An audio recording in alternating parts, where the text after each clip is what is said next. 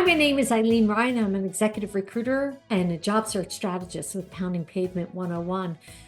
I am here today with Maria Castillo Dominguez. We are talking about what do you do financially after a career break? How do you enter that job market again?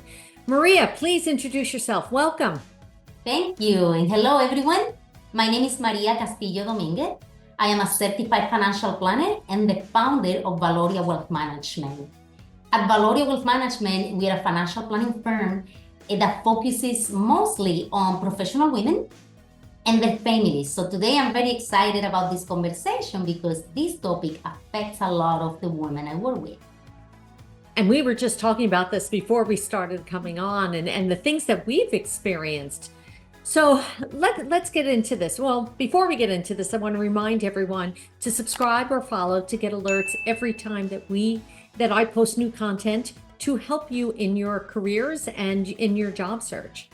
So Maria, what financial challenges are people facing when they have that career break? Yes, there are a few.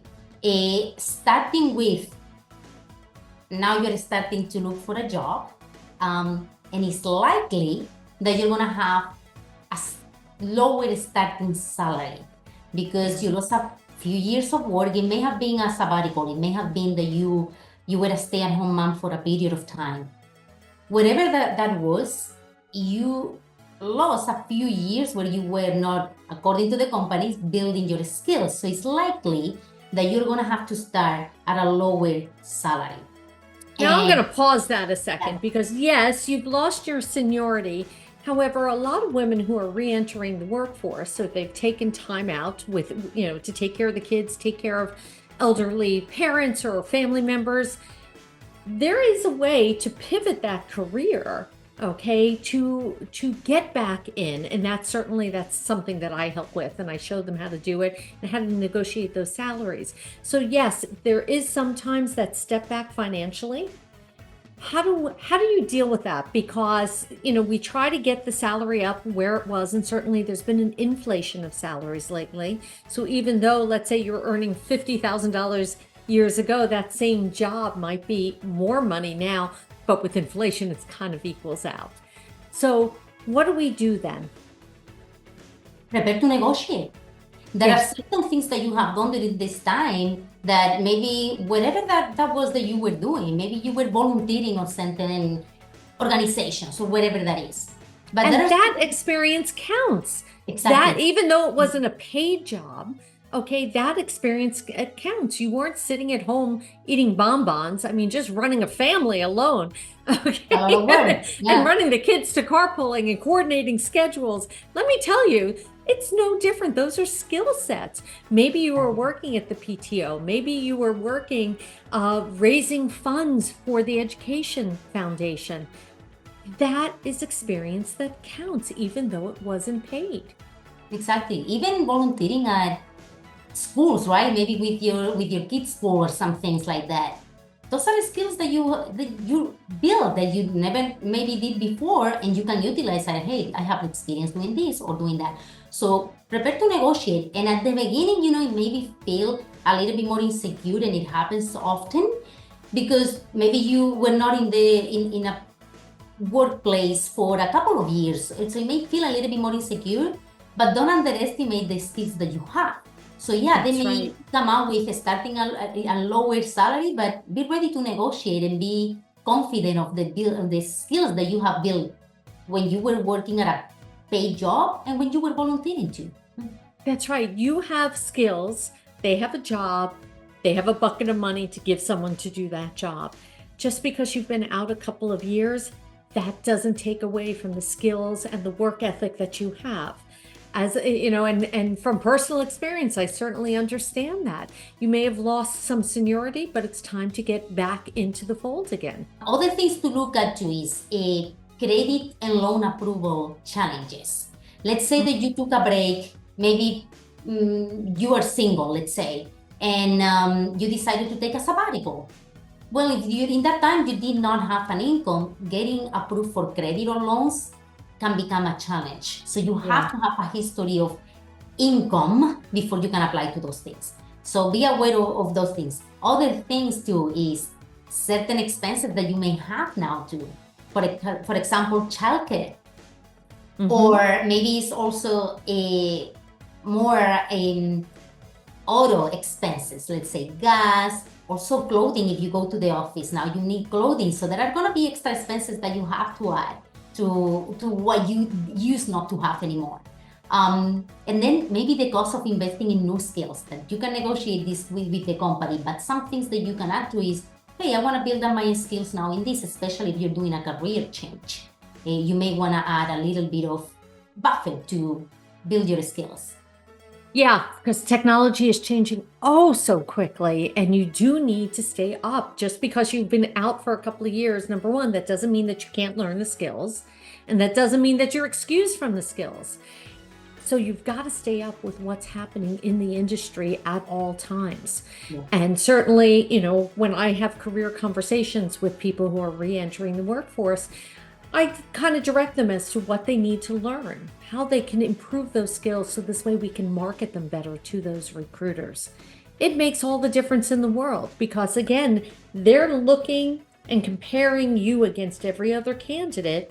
They have a bucket of money, they have a job to be done, they want the best person to hire to do that work. So we have to up your game. That's the best way to describe it. So now all of a sudden you're going back to work. Your retirement savings, because now you have a shorter time to save versus a longer career to save for that retirement. I would think the best thing to do would be to speak with someone like you to advise them every step of the way. Yes, definitely.